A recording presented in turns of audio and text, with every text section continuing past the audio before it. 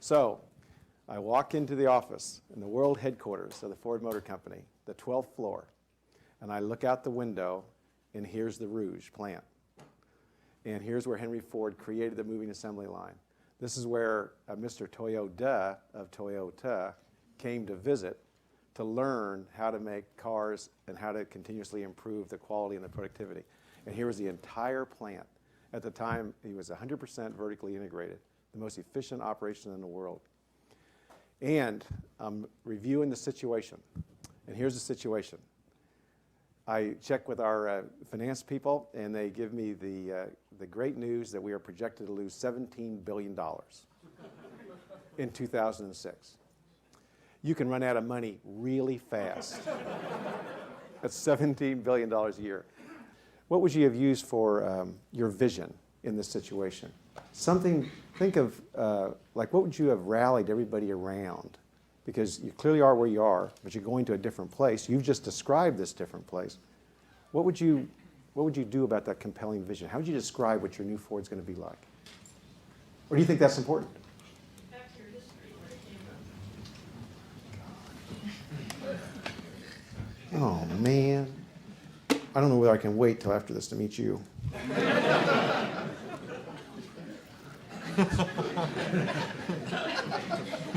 Okay, that's absolutely incredible. And that's exactly what we did. And when you walk into that same office today, where I walked in 4.5 years ago, the entire wall is filled up with Henry Ford's vision for the Ford Motor Company that he laid out on January 24th of 1925 in the Saturday Evening Post. And you can Google it and find it. It's like fantastic. And it says, opening the highways to all mankind. That's what Henry Ford was about. He wanted to make traveling on the highways affordable and available for all of us. And at the time, the only people that had a car were wealthy. And you couldn't afford a car.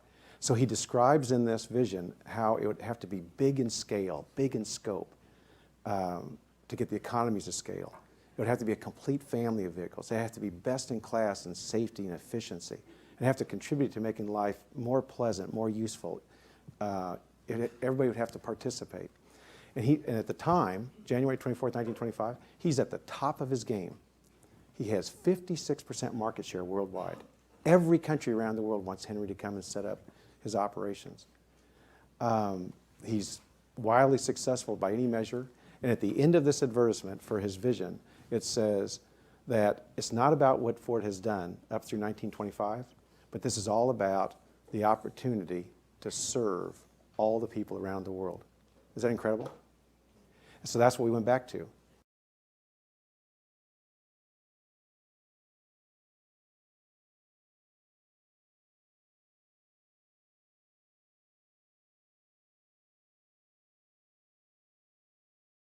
The greatest people are self-managing. They don't need to be managed. Once they know what to do, they'll go figure out how to do it, and they don't need to be managed at all. What they need is a common vision, and that's what leadership is. What leadership is having a vision, being able to articulate that so the people around you can understand it, and getting a consensus on a common vision. We wanted people that were insanely great at what they did, but we're not necessarily those seasoned professionals, but who had at the tips of their fingers and in their passion the latest understanding of where technology was and what we could do with that technology, and who wanted to bring that to lots of people. So the neatest thing that happens is when you get a core group of 10 great people, it becomes self-policing as to who they let into that group. We went through that stage in Apple where we went out and we thought, oh, we're going to be a big company, let's hire professional management. We went out and hired a bunch of professional management.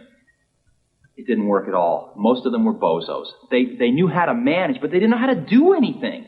And so if you're a great person, why do you want to work for somebody that you can't learn anything from? And you know what's interesting? You know who the best managers are? They're the great individual contributors who never, ever want to be a manager, but decide they have to be a manager because no one else is going to be able to do as good a job as them.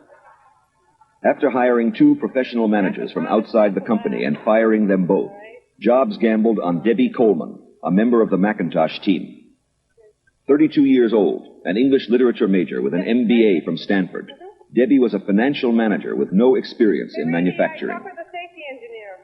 I mean, there's no way in the world anybody else would give me this chance to run this kind of operation. And I don't kid myself about that. This is an incredible high risk, both for myself personally and professionally, and for Apple as a company, to put a person like myself in this job. I mean, they're really betting on a lot of things. We're betting that my skills at organizational effectiveness, override all those, lack of technology, lack of experience, lack of, time in manufacturing. So it's a big risk, and I'm just an example, and every single person on the Mac team, almost to your, entry-level person, you could say that about. This is a place where people were afforded just incredibly unique opportunities to prove that they could write the book again. Inscribed inside the casing of every Macintosh, unseen by the consumer, are the signatures of the whole team. This is Apple's way of affirming that their latest innovation is a product of the individuals who created it, not the corporation.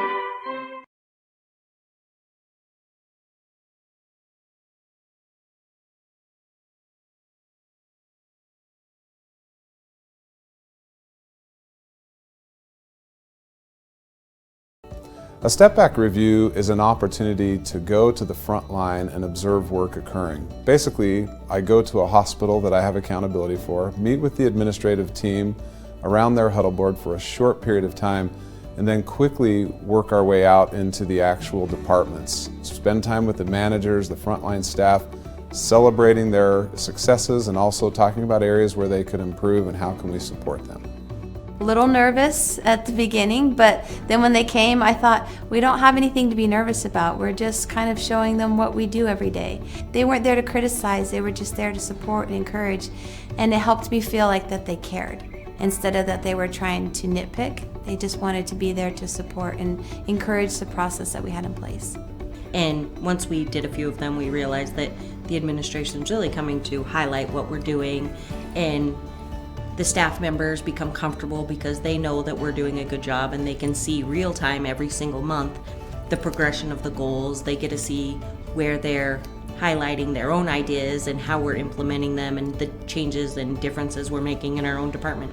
We start realizing that we are meeting a lot of the goals that we've set, and so it became exciting to share that with the people that were going to come and do the step back reviews with us, so we could share our success and kind of brag about ourselves and about our department.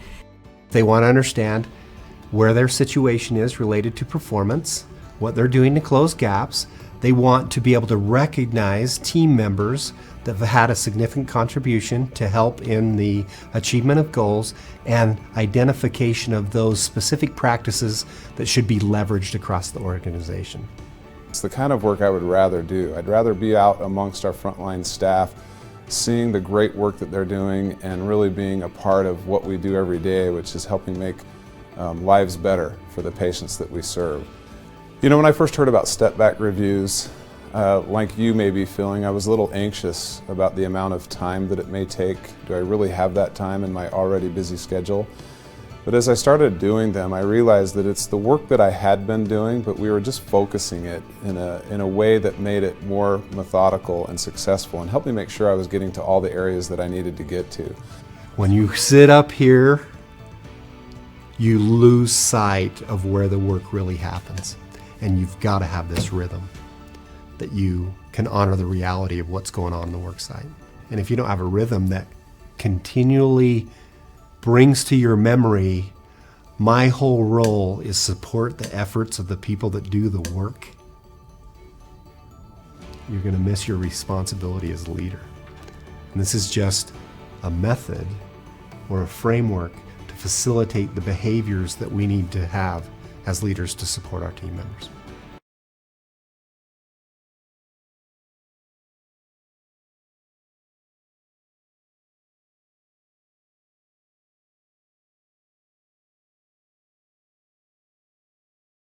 When you think about the notion of getting the message across, getting the message out, you talk many times about how you've had to take a complex subject, perhaps like being number 1 and 2 in a business, and make it just that simple as number one or number two. Could you talk about how you have to boil down the message? Anytime you want to move the needle, you have to be extreme. So when we started our Six Sigma initiative, after having no faith in these programs for years, I decided to launch it after I had heard Larry Bossy at Allied Signal tell me how good it was, tell our team how good it was. I could have said, let's have a quality program. Quality is good for the customer, quality is good for everyone. No. You had to say, we got to put our best on quality, we got to absolutely check them, we got to review them, we got to see who they are, we got to go out to the field and visit with the quality leaders. So you got to redress it and go back. You got to repeat yourself so many times. You can't drop these flavor of the months in, jump around. We've only had 4 or 5 initiatives in 20 years. And it takes enormous amount of time and effort and repetition and proof. You got to close loop the system so that the rewards match the behavior you want. In the end, people are basically good. You get what you measure and what you reward. So if you reward certain behavior, you'll get it. You get behavior, you reward. You have to be very careful what you're paying for because you'll get exactly that behavior. You got to keep looking, as you know from your experience in business, you got to keep going back and re-looking at all your reward systems. Do they match what you're looking for?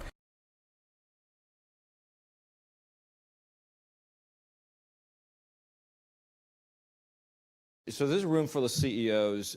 They do 1,000 things in any given week, but the one thing they do every day is they lead people in different industries, in different countries in some cases, in different environments. It's what you did for all those years coaching football. You lead teams. What's the secret to leadership that you learned over those years? Well, I think what Father Hesburgh said to me before the press conference at Notre Dame, he said, I'm going to announce to the world that Lou Holtz is head coach at Notre Dame. He said, I'm going to give you that title because titles come from above. He said, what I cannot do is I cannot name you the leader. He said, players will determine if you're a leader. And so we talked about leadership, and this is what I believe it is. Number one, you have to have a vision where you want to go. I had a vision where I wanted to take an organization. And without a vision, you have nothing. Everything starts with vision. Number two, you have to have a plan of how you're going to get there. We had a plan on recruiting. At William and Mary, where we had more Marys than we had Williams, we had a plan on how we were going to recruit. You know, we played the Naval Academy, and on the balcony they have the words Iwo Jima, Guadalcanal, Saipan, Bataan. Our kids said, boy, what a schedule they played. What we did is we just figured we needed to recruit somebody, a strong safety, and put them in the weight room, make them a defense. But you have to have a plan how you're going to do it. You have to lead by example, and I'll tell you, I can't begin to tell you how many times things have gone bad, got down on my knees, prayed that when I walked into a staff meeting or a team meeting, there wasn't any doubt in my mind that we had a vision where we wanted to go, a plan of how we're going to get there, and I was going to lead by example. But most important thing, we're going to hold people accountable for the choices they make. The difference between athletes today and 50 years ago, today everybody wants to talk about their rights and their privileges. 50 years ago, people talked about their obligation and responsibilities. And I'm one of these people that firmly believe you join a spouse, you join a team, you join a business. You have obligations to other people. If you want to fail, you have the right to fail. You do not have the right to cause other people to fail because you don't do everything to the very best of your ability. You choose to do drugs, drop out of school, join a gang, and get tattoos from head to bottom. You're choosing to have difficulty in life, and don't blame me. That's your choice you make, but I'm going to hold you accountable for the choice you make. And the last thing that I felt was critical, what are your core values? What holds a country together? What holds a family together? What holds a business together are core values. That core values are something you will not compromise. We had 3 core values, and I had 3 rules. And let me tell you, I was in the lower half of my high school class. If it wasn't for me, there could have been no upper half of the class. I'm not very smart, but I keep life simple. There are only 7 colors of the rainbow. Look what Michelangelo did with them. There's only 7 musical notes. Look what Beethoven did with them. There's only 10 numbers. Look what Bernie Madoff did with those 10 numbers. So I'm not saying it's good, but what I'm saying is keep it simple. I had 3 rules. do the right thing. Why is it important to do the right thing? Because if everybody will do the right thing, you generate a trust among the team. There's never a right time to do the wrong thing. There's never a wrong time to do the right thing. So we're going to do what's right. Number two is we're going to do everything to the very best of our ability with time allotted. Not because somebody's looking, it's just the way we live. And doing the best we can means you do little things. I see more people overlook little things, and little things make the difference. And the third thing we're going to do, we're going to care about one another. And that's our core values. We're going to be able to trust one another, we're going to be committed to excellence, and we're going to care about one another, and that's what makes a team, and that's what provides leadership.